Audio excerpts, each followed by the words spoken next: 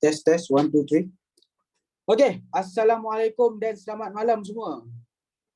Boleh dengar tak saya punya suara ni? Jelas Mr. Naik. Okey, jelas Okey, mantap. Okey.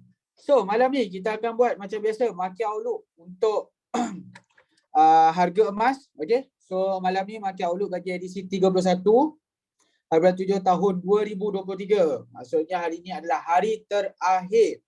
Okey, hari terakhir bagi bulan ini sebelum kita melangkah masuk ke bulan yang baru. Jadi dia bila kita bersembang tentang market outlook ni, bila nak masuk ke dalam bulan yang baru je, dia akan bagi kita sikit rasa yang teruja. Okey, dia bagi kita keterujaan sikit sebab apa? Sebab bila masuk pada bulan baru ni, bila kita mendalami dalam fundamental. Kita mulakan dengan fundamental lah. Bila kita mendalami dalam fundamental ni, bila masuk ke dalam bulan baru ni, untuk American punya market, ataupun pasaran Amerika ni, kita akan masuk ke dalam satu minggu yang amat sibuk. Minggu pertama bagi setiap bulan untuk pasaran Amerika ni sangat sibuk. Sibuk dari segi mana?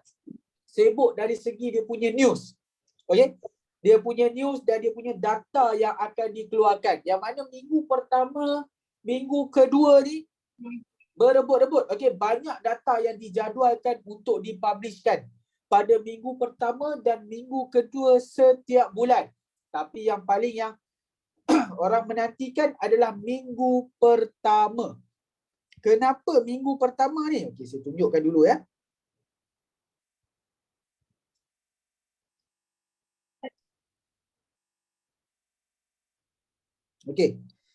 Boleh tengok dekat sini. Dekat sini ada orang kata apa? Banyak tompok-tompok berwarna merah ataupun label-label yang berwarna merah dekat sini. Kalau boleh tengok, bermula pada hari Selasa, kita dah ada high impact punya news. Maksudnya mula pada esok, 1 Ogos, kita dah ada high impact punya news. Kemudian, disusuli dengan hari Rabu, kita ada lagi high impact punya news.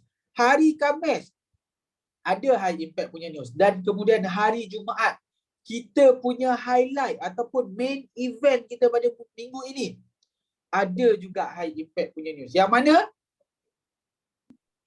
Kalau kita tengok pada hari Jumaat ni, kita ada news apa? Kita ada news yang diberi nama sebagai NFP. NFP. NFP.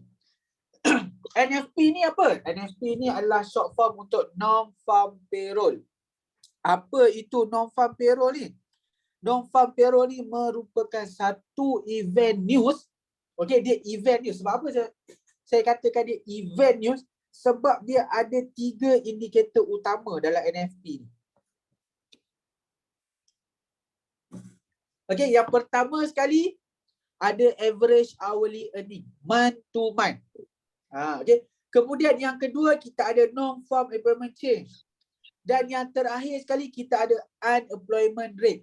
Yang mana ini merupakan news yang berfokuskan kepada sektor pekerjaan di Amerika. Yang mana kita tahu, sektor pekerjaan ini merupakan nadi utama dalam sektor ekonomi. Dalam orang kata apa? Dalam struktur ekonomi, pekerjaan adalah antara salah satu tunjang utama untuk memastikan ekonomi sesebuah negara tu kekal berdaya saing. That's why NFP yang akan diriliskan pada minggu ni, pada hari Jumaat minggu ini, adalah penting sangat untuk orang kata apa? Untuk para pelabur ni, dia nak review. Ekonomi Amerika sekarang tengah berada dalam keadaan yang macam mana. Itu cerita dia.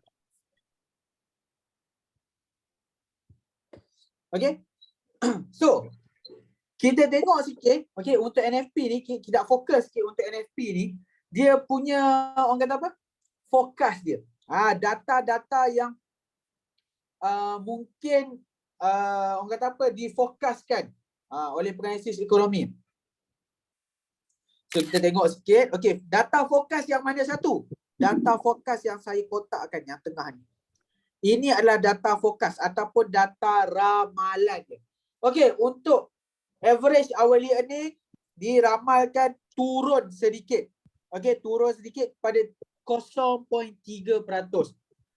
So kalau katakan data ni keluar seperti apa yang dijangkakan ataupun ke arah yang dijangkakan, bermaksud ini adalah negative impact bagi dolar. Sama juga dengan bawah. Okey. Non-farm employment change. Okey, untuk non-farm employment change, kita ada yang diramalkan pada bulan ini 200,000. Okey. Sebelum ni bacaan lah 209,000. Kalau bacaan menepati ramalan ataupun ke arah yang diramalkan, juga negatif bagi dolar. Dan kadar pengangguran, unemployment rate. Okey, kadar pengangguran ni konsep dia macam ni. Konsep kadar pengangguran ni lebih tinggi, lebih buruk. Okey. Ini adalah konsep kadar pengangguran. Lebih tinggi, lebih buruk. Itu adalah konsep dia. Okey, maksudnya apa? Lagi tinggi bacaan untuk kadar pengangguran, maksudnya lebih buruklah kesan dia kepada ekonomi. Itu maksud dia. Okay, dia lebih tinggi, lebih buruk. Kalau yang news yang atas tadi, average hourly earning, non-farm employment change, lebih tinggi, lebih baik. Okay, sebab apa? Sebab kadar pendapatan lebih tinggi, maksudnya lebih baik pada ekonomi.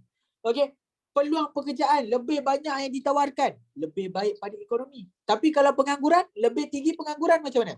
Lebih tinggi pengangguran, buruk kepada ekonomi. Dia akan bagi kesan yang negatif kepada ekonomi.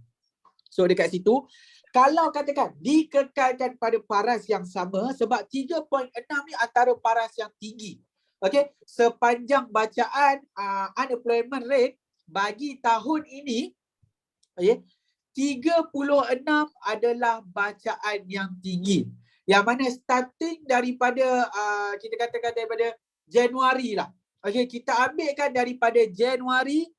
Okey, kadar dia berada di atas paras, orang kata apa, di antara 36 dan 37 starting pada Januari. Dan yang paling rendah pun drop pada tahun ini adalah 3.4. So 3.6 ni antara paras yang tinggi bagi tahun ini. Kalau dikekalkan sama lagi, maksudnya kita dah hampir masuk ke orang kata apa, penghujung bagi tahun 2023, yang mana kita berada di suku ketiga bagi tahun 2023. Masih lagi kadar pengangguran berada di paras yang sama. Okey, sejak daripada Januari, iaitu di antara paras 35 dan 37 bukan 30 3.5 dan 3.7%. Bermaksud kadar pengangguran tu masih lagi dikekal kepada paras yang sama.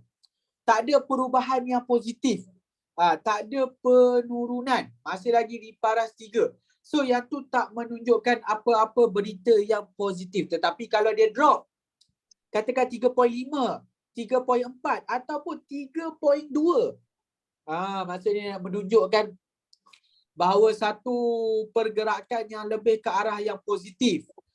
So dekat situ apa yang kita nampak, okey, dia akan memberi kesan yang sangat positif, okey, kepada dolar. Tetapi kalau dia dikekalkan sama ataupun meningkat 3.7, okey, 3.8, 3.9, so dia akan bagi negative impact. Jadi kalau katakan result unemployment rate pada bulan hadapan, okey, itu yang dikeluarkan pada Jumaat ini, kekal sama pada paras 3.6 ataupun lebih tinggi pada 3.6, bermaksud kesan dia adalah negatif kepada dolar. Sekiranya kurang daripada 3.6, dia memberi kesan yang positif kepada nilai dolar.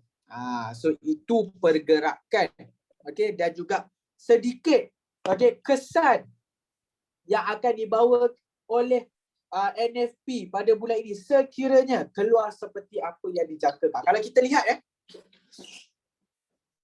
data jangkaan NFP pada bulan ini lebih ke arah hampir tak ada perubahan yang berlaku. Okey, dari segi average hourly earning, dari segi non-farm employment change, perubahan yang sangat kecil diramalkan. So yang ni mungkin adalah kesan-kesan daripada kemunduran ekonomi yang sedang melanda Amerika sekarang. So itu antara yang kita nampak lah. Okey, kita nak discuss juga berita yang akan keluar pada esok, data ekonomi yang akan dikeluarkan esok. Kita ada data apa? Kita ada pada pukul 10, 2 data yang akan dirilis. High impact Pertama kita ada ISM Manufacturing PMI yang mana daripada 46.0, okey, 46.0 akan meningkat kepada 46.9. Ini ramalan ini ramalan ataupun forecast daripada Forex Factory. Okay? Kalau katakan data dia keluar tepat ataupun melebihi yang diramalkan, dia akan memberi kesan yang sangat positif kepada dolar. Kemudian untuk job opening merosot. Kalau keluar seperti apa yang diramalkan atau kurang daripada apa yang diramalkan, dia akan bagi kesan yang negatif. Okey, itu pada hari Selasa. Pada hari Rabu kita ada ADP Non-Farm Employment Change. Yang mana ADP ni macam yang saya pernah bagi tahu sebelum-sebelum, ADP ni antara salah satu indikator utama. Okey, selain daripada job opening, ADP juga boleh dijadikan antara indikator utama untuk kita lihat ramalan kepada jumlah NFP yang bakal diriliskan. Tapi yang mana ni data ni tak begitu tepat lah. Sebab ukuran dia hanya pada skala 1/3 keseluruhan Amerika. Yang mana NFP mengukur keseluruhan Amerika. So dia hanya ada suku bacaan saja. So lagi 2/3 masih lagi menjadi tanda tanya. So ADP apa? ADP predict akan ada kejatuhan yang sangat besar. Daripada 497 akan merosot kepada 195,000. So kalau keluar tepat ataupun kurang daripada apa yang diramalkan, ini akan bakal jadi negatif impact kepada dolar. So dia akan membuatkan nilai dolar untuk jatuh merosot. Kalau nilai dolar jatuh merosot, saya nak tanya anda semua dalam ni, apa akan jadi kepada nilai harga emas? Kalau katakan dolar jatuh, apa jadi dekat mata wang? Bukan mata wang, apa akan jadi pada harga emas? Harga emas dunia kita tak tengok harga emas Malaysia, kita tengok harga emas dunia, spot market. Apa akan jadi? Kalau katakan mata wang dolar jatuh pada minggu ini.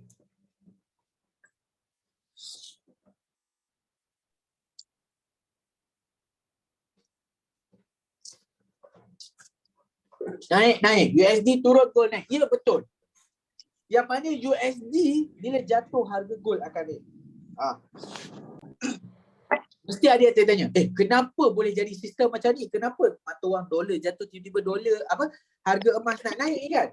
Dia macam mana dia punya pengiraan dia ataupun macam mana dia punya konsep? Dia bukan pengiraan lah. Macam mana konsep pergerakan dolar dengan emas ni? Okey, dia macam ni. Konsep di antara pergerakan dolar dengan emas kita letak sebelah ni dolar. Kita letak kat sebelah ni adalah gold price. Okay.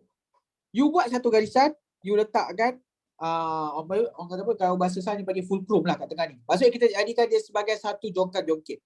Okey, bila you ada satu jongkang jongkit dekat sini, ingat bila ada satu jongkang jongkit dekat sini, kita nak tengok kesan pergerakan ni. Okey. Kalau ketika USD ni naik ke atas, ke mana arah gold? Harga gold akan turun. Tetapi kalau USD yang melemah, USD yang turun. Macam saya katakan tadi, USD yang melemah. Apa akan jadi pada harga gold? Harga gold akan mengukuh. So itu dia punya pergerakan harga ni. Di antara dolar dan juga gold price. Boleh faham dekat situ So data-data yang kita bincangkan tadi semuanya hanyalah data ramalan. Data ramalan ni tak semestinya akan keluar tepat. Kadang-kadang dia akan berlaku yang kita panggil sebagai unexpected punya data. Bermaksud ramal dia akan berlaku penurunan, tetapi apa sebenarnya yang berlaku adalah ada penambahan dari segi data. So dekat situ dia akan bagi satu pergerakan yang terbalik lah. Kalau tadi kita ramalkan USD untuk melemah, so USD akan mengukuh. Dan dia punya volume kekuatan dia akan lebih tinggi daripada kalau keluarkan data seperti apa yang dijangkakan. Yang mana selalunya unexpected punya data ni memang dia akan bawa satu volume yang sangat besar. Dia akan bawa satu volume yang besar lah. Okay. So itu untuk ADP. Kemudian kita ada unemployment claim. Unemployment claim konsep dia sama. Sama macam apa? Konsep dia sama seperti unemployment rate. Okay, saya highlight kat sini ya. Unemployment claim, unemployment rate, konsep dia sama. Apa konsep dia? Konsep dia lebih tinggi, lebih buruk. Ingat lebih tinggi, okay, lebih buruk. Bermaksud unemployment claim ni, apa yang dijangkakan meningkat daripada 221 akan meningkat kepada 223. Maksud dia akan bagi kesan negatif kepada dolar. Okey? Kemudian kita ada ISM Service PMI. So Service PMI ni merupakan indeks perkhidmatan untuk US. So kalau indeks ni kalau katakan bertambah dia akan baik untuk ekonomi, tapi kalau katakan indeks ni jatuh bermaksud adalah satu petanda yang kurang baik pada ekonomi. So dia akan bagi nilai yang negatif. So apa yang difokuskan untuk ISM Service PMI 53.0 akan merosot sebanyak 0.9 mata. So yang ini merupakan negative impact kepada apa? Negative impact kepada dolar. Kalau dilihat secara average je bulan ini, bukan bulan ni untuk minggu pertama bulan Ogos, boleh dikatakan hampir keseluruhan data, kita buat analisis daripada data fokus tadi, kesan dia negatif kepada dolar. So kat sini boleh dikatakan average apa yang dilihat oleh para pelabur dan juga penalisis pasaran ni adalah dolar akan melemah. Tetapi kita kena ingat, data ramalan ni hanyalah ramalan semata-mata. Hanyalah ramalan semata-mata. Yang akan pastikan kesan dia adalah actual data. So kalau katakan minggu ni dia dah setkan fokus kepada negatif, tiba-tiba data actual yang keluar adalah berlakunya semua positif. So berjaga-jaga dengan pasaran. Harga dolar akan terus melambung naik. Akan mencanak-canak naik dan akan menyebabkan nilai harga emas untuk jatuh lebih rendah.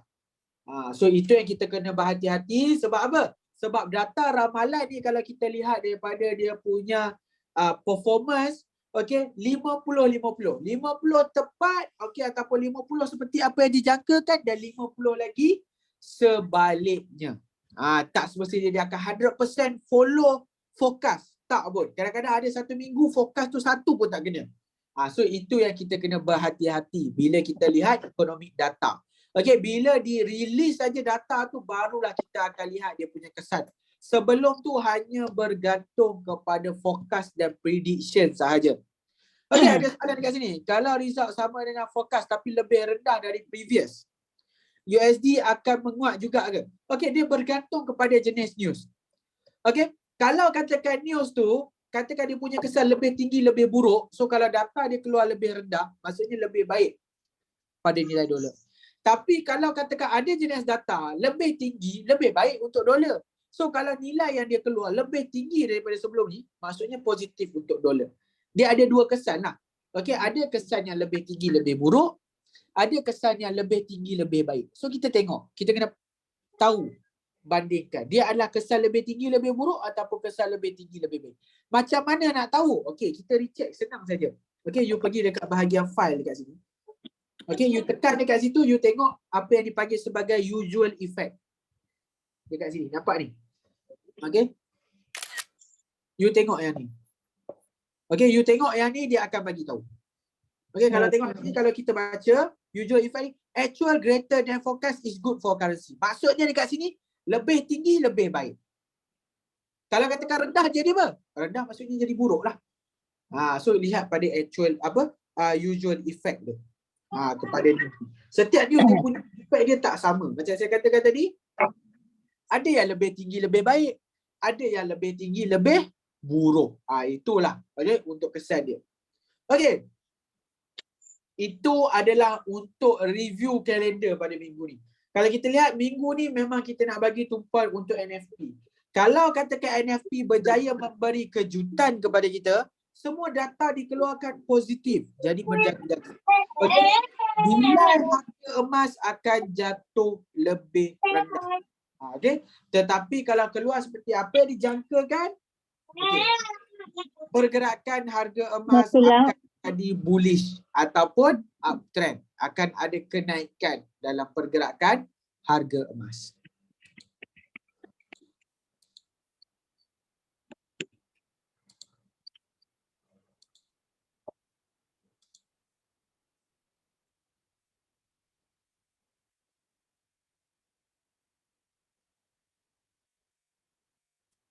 Okey, so itu untuk bacaan kalender pada minggu ini. Kalender ekonomi. So yang mana-mana pun kita akan tunggulah. Okey, kita akan tunggu seawalnya pada esok kita tengok high impact punya news ni dia bagi kesan yang macam mana kepada pasaran. Adakah dia positif kepada pasaran ataupun negatif kepada pasaran?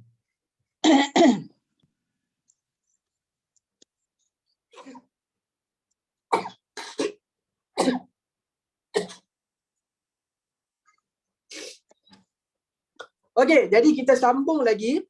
Okey, seterusnya kita tengok sikit intraday ni. Kita nak tengok tajuk-tajuk yang terkini untuk intraday. Okey, antara tajuk-tajuk yang menarik yang boleh jadi bacaan, okey, sambil-sambil nak baca tu kan, nak tahu tentang isu-isu ekonomi semasa yang penting, selalunya kita akan perhatikan untuk pasaran Amerika lah. Sebab bila kita buat analisis emas ni, okey, buat analisis gold, memang kita penting sangat tengok kepada pasaran Amerika. Pasaran Amerika yang kita nak tahu.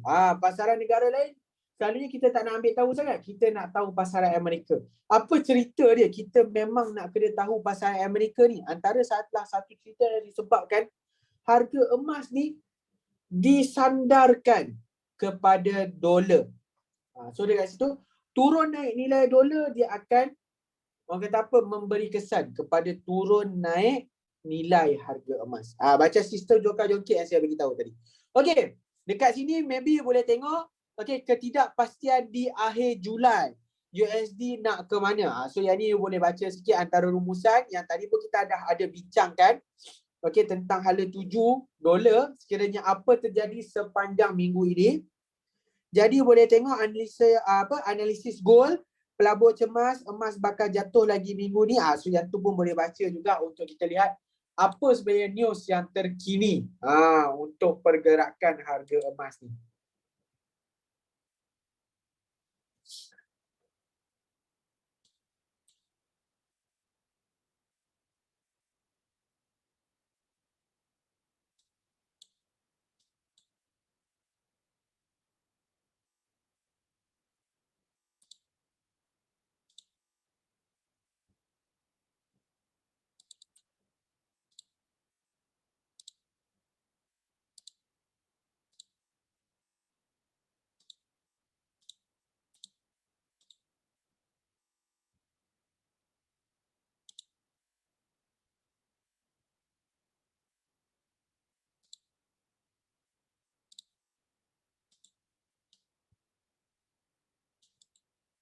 Okey, seterusnya. Seterusnya kita settle bab fundamental. Ada apa-apa persoalan tak untuk fundamental? Siapa-siapa ada soalan untuk fundamental, ada tak? Soalan untuk fundamental analysis. Ada atau tidak untuk fundamental analysis pada malam ni? Ada tak? Siapa-siapa ada soalan untuk fundamental? Kalau ada soalan boleh tanya.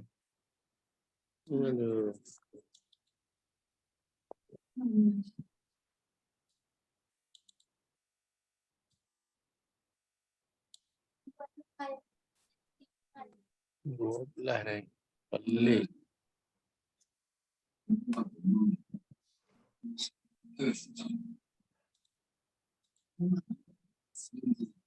Okey, pergi ke technical tak ada soalan nampaknya. Okay. Kita boleh proceed terus ke technical analysis lah. Seandainya tak ada soalan, okey, elok kita proceed terus ke technical analysis pada malam ni. So malam ni apa yang kita nak tengok untuk pergerakan harga emas? Adakah ada perubahan-perubahan yang akan berlaku untuk analisis harga emas ni ataupun masih lagi analisis kita pada pergerakan yang sama. Okay. So, untuk technical analysis ni saya akan gunakan platform TradingView. So sebenarnya semua boleh buka platform ni, memang boleh diakses oleh mana-mana pun. Okay, boleh buka saja dekat Google, tulis tradingview.com. Ataupun boleh download dia punya apps dia pun sama juga nama dia, iaitu TradingView. Okay, bila you download apps TradingView ni, okay, dia akan bagi you orang kata apa? Banyak kemudahan. Sebab dekat TradingView ni you dah boleh tengok news, okay, you dah boleh tengok chart. Yang mana chart dia unlimited. Okay, dia ada pelbagai instrumen. Okay, daripada stock market, okay, sehinggalah ke apa lagi kita ada? Kita ada cryptocurrency, kita ada fiat currency, kita ada index, kita ada saham, kita ada bond, kita ada chart harga emas. So pelbagai, okey, pelbagai instrumen dipaparkan dalam TradingView ni. Semua boleh akses secara percuma dekat TradingView ni. So dekat sini nak buka chart harga emas macam mana? Nak buka chart harga emas, you boleh tulis XAU USD. Ingat saya ulang balik ya. XAU USD. Itu merupakan chart harga emas. So you boleh buka balik, okey, tulis XAU USD untuk chart harga emas. Okey, XAU USD. Nak pergi kat mana? Tekan bahagian chart ni, kemudian you type apa? Type XAU USD. So you akan keluarkan chart harga emas. So you boleh pilih, katakan you nak pilih apa? Nak pilih paper stone, okey. Okey, you tekan saja paper stone. So yang ni you akan nampaklah chart harga emas. So saya tukar kepada 4 hour. Okey. So ini adalah pergerakan emas untuk 4 hour. 4 hour tu apa maksud dia? Untuk jangka masa 4 jam. Maksudnya satu candle dia punya masa pergerakan dia adalah 4 jam. Itu maksud 4 hour. Ingat maksud 4 hour tu maksudnya satu pergerakan candle makan masa 4 jam. Okey? Itu adalah 4 hour. So tengok dekat sini pergerakan harga emas. Okey, harga emas sekarang ni berada di paras berapa? Harga emas sekarang ni berada di paras 1971. Okey, 1971. Itu adalah pergerakan harga emas sekarang. Yang mana hari ini harga emas telah meningkat sebanyak berapa? Pergerakan harga emas hari ini, harga emas dah meningkat sebanyak 0.64% ataupun 0.64%. Itu yang berlaku pada hari ini, kenaikan harga emas. So ada satu kenaikan yang kecil berlakulah. Yang mana kenaikan ni boleh dikategorikan sebagai bersifat retracement. Apa itu retracement? Retracement ni maksudnya harga emas tu tengah membuat pergerakan yang minor ataupun pergerakan yang kecil. Okey? Selepas berlakunya satu pergerakan yang besar. Bila berlaku pergerakan besar untuk harga emas ni? Berlaku pada minggu lepas. Kalau kita lihat, kejatuhan yang besar berlaku pada minggu lepas. Okey, untuk harga emas. Ini pergerakan harga emas. Ini adalah pergerakan yang kita kategorikan sebagai motif movement lah. Okey, dekat sini kita ada motif. Okey. So sekarang ni tengah berlakunya yang kita panggil sebagai retracement. Okey, pergerakan harga emas ni, apa update dia? Okey, kalau kita lihat dekat sini, untuk harga emas ni masih lagi berada pada zon yang sama, iaitu berada di antara 1900, okey, 60 sehingga 1990. Masih lagi di kawasan yang sama, iaitu kawasan apa? Kawasan penamat bagi wave B, yang mana dah ada berlakunya Okey, tanda-tanda awal penurunan untuk harga emas ni. Okey, baru berlaku tanda-tanda awal penurunan harga emas harga emas baru start dia punya penurunan. Kalau tengok dekat sini penurunan harga emas tu baru saja start. Okey, start pada bila? Start pada 20 Julai baru start penurunan. Okey, dan sekarang ni harga berada di 1971. Seterusnya, apa yang kita predict untuk pergerakan harga emas ni? Yang mana harga emas ni untuk teruskan membuat penurunan dia. Kalau you lihat pergerakan harga emas ni, apa yang kita nampak dekat sini? Kenaikan ni hanya sementara yang mana dia bersifat correction. Kita masih lagi target harga emas ni akan membuat penurunan lah. Akan berlakunya penurunan untuk harga emas. Harga emas tu akan terus membuat penurunan untuk apa? Harga emas akan terus membuat penurunan untuk wave C. Yang mana sekarang ni corak pergerakan harga emas ni macam ni Saya tunjukkan sikit.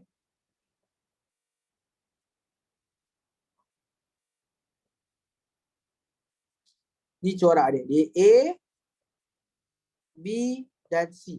Ini adalah corak pergerakan harga emas yang mana dia berbentuk ABC. Okey. A ni, tengok balik pergerakan harga untuk A apa yang berlaku? Okey.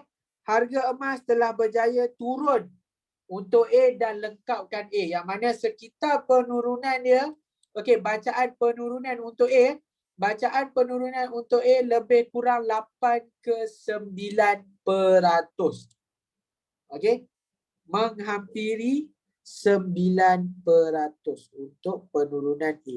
Kemudian kenaikan B berlaku. Kenaikan B ni, kenaikan dia hampir 4.7%. 4.7% untuk B.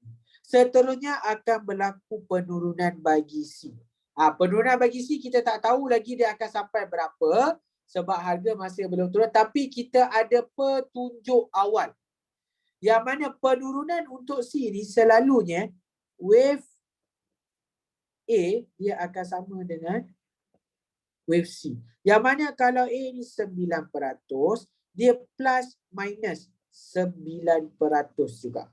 Bermaksud di antara 8% ke 7% ke, itu akan berlakunya penurunan untuk wave apa? Akan berlakunya penurunan untuk wave A. Itu adalah pergerakan penurunan bagi wave A. Okey? Dan juga C pun akan berlaku benda yang sama. Plus minus penurunan 9%. Jadi, plus minus 9% tu berada di paras yang mana? Paras yang mana sebenarnya plus minus 9% tu? Plus minus 9% tu harga akan starting daripada penamat B sehinggalah penghujung C. Penghujung C dekat mana? Kalau plus minus 9% tu, penghujung C adalah lebih kurang dekat sini Kalau kita ukur penghujung C lebih kurang akan tamat pada 1,800. Okey, 1,800 sehingga 1,615. Itu untuk pergerakan harga bagi C. Okey, ini adalah zone bagi C. Yang mana ini kita panggil dia sebagai buy zone. Ingat ini adalah buy zone bagi wave C. So adakah penurunan C ni akan sampai kat sini? Yes.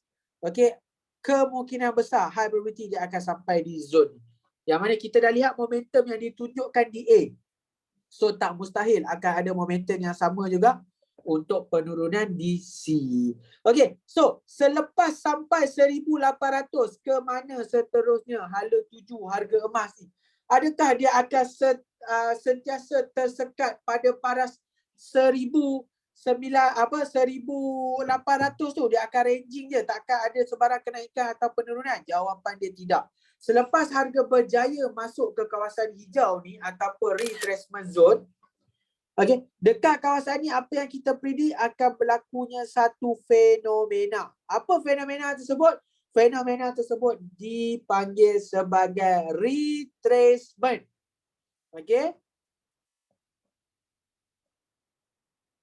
Okey, retracement. Apa itu retracement? Retracement tu maksudnya change in direction.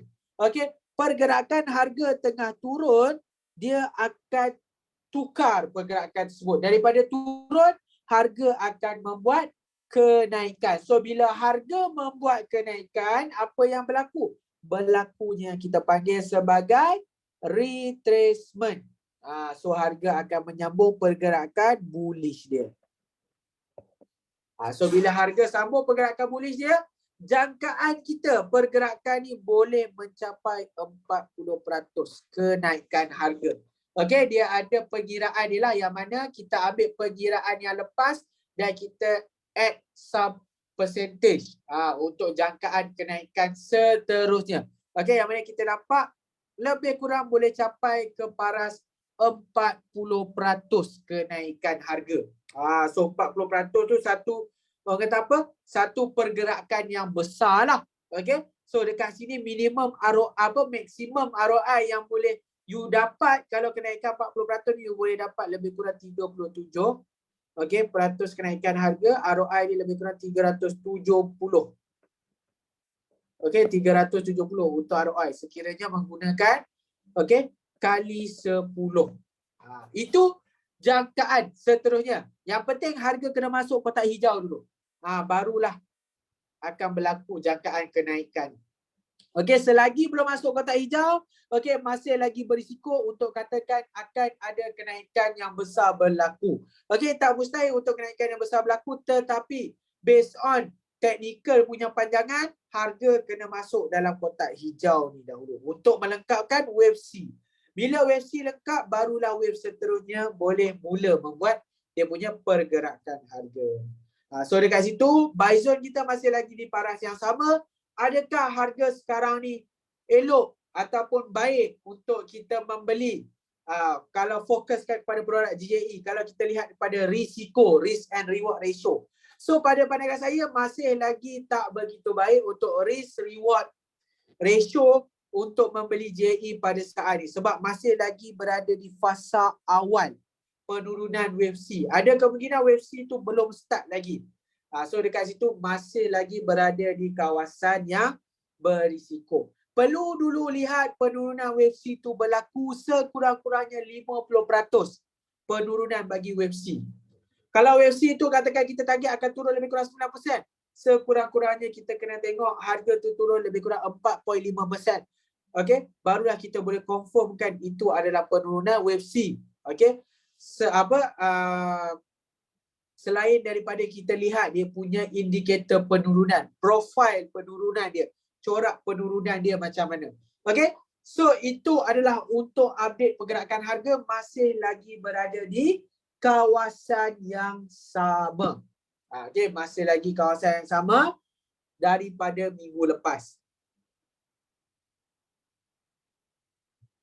Minggu ni pergerakan harga akan memberi sedikit petunjuk kepada kita. Sebab apa? Sebab minggu ini ada banyak orang kata apa? News yang high impact. So news yang high impact ni akan memberi petunjuk pergerakan kepada kita. Jadi dekat situ apa yang kita nampak bila ada petunjuk pergerakan ni, so get ready lah. Okey, akan ada pergerakan yang besar yang akan berlaku. Okey, pergerakan yang besar ni selalunya dia akan memberi petunjuk ataupun perubahan direction untuk harga emas. Okey? So itu untuk technical pada malam ni. Ada apa-apa pertanyaan tak? Untuk technical analysis pada malam ni.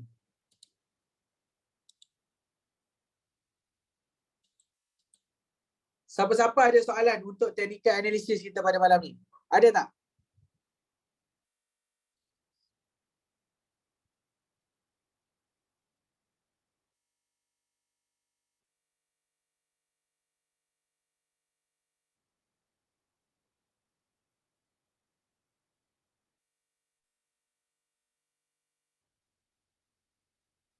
Okey, jelas eh? Yang lain ada soalan tak? Siapa lagi ada soalan? Siapa lagi ada soalan untuk technical kita pada malam ni?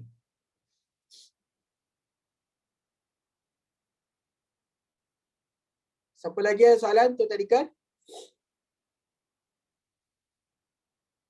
Tak ada soalan ya untuk teknikal pada malam ni? Semua jelas ya? Okey, sekiranya semua jelas untuk teknikal pada malam ni, saya rasa kita boleh tamatkanlah sesi teknikal kita pada malam ni. Okey, summary pun saya dah bagi tadi untuk pergerakan harga yang mana pada sekarang ni harga masih lagi berada di fasa awal penurunan untuk wave C. Masih belum establish lagi penurunan wave C tu untuk berlaku. Okey.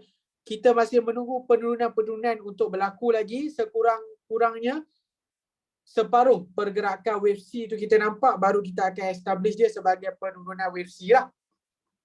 Okey, di samping kita lihat profil penurunan dia daripada dia punya pattern dan corak penurunan dia. Okey. Wave A sama dengan wave C dari sudut apa? Dari sudut jarak dia. Jarak pergerakan. Kalau katakan wave A turun sebanyak 9%, tak mustahil wave C akan turun di orang kata apa, range yang sama. Sama ada 8 ke 9% ataupun 7%. Dia lebih kurang. Dia tak lari jauh. Panjang dia dengan wave A. Itu maksud dia. Okey, dia dari sudut range lah. Okey, ukuran range dia.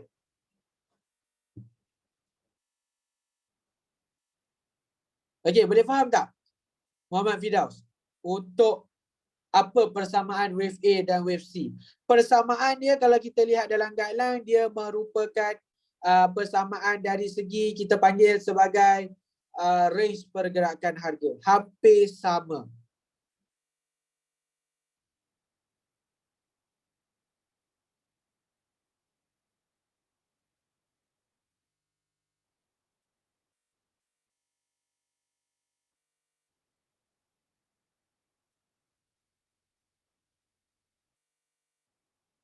Faham? Thank you. Mantap. Okey, siapa lagi ada soalan?